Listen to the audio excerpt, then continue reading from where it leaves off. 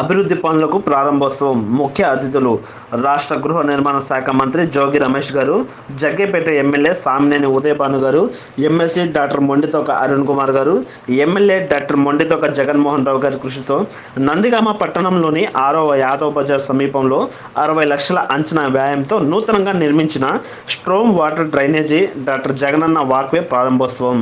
నందిగామ పట్టణంలోని 6వ వార్డులో ముస్లిం చైతన్య వేదిక అధ్యక్షులు దుబాయ్ కర్ముల్లా గారి సొంత నిధులు 6 లక్షల అంచనా వ్యయంతో నూతన ఏర్పాటు చేసిన ఓపెన్ జిమ్ ప్రారంభోత్సవం. నందిగామ పాత బస్టాండ్ సమీపంలో 22 లక్షల అంచనా వ్యయంతో ఆధునీకరించిన బాబు జగ్జీవన్ రావు భవన్ ప్రారంభోత్సవం. కావున స్థానిక ప్రజాప్రతినిధులు, వైఎస్ఆర్ కాంగ్రెస్ పార్టీ నాయకులు, కార్యకర్తలు, అభిమానులు పాల్గొనగలరు.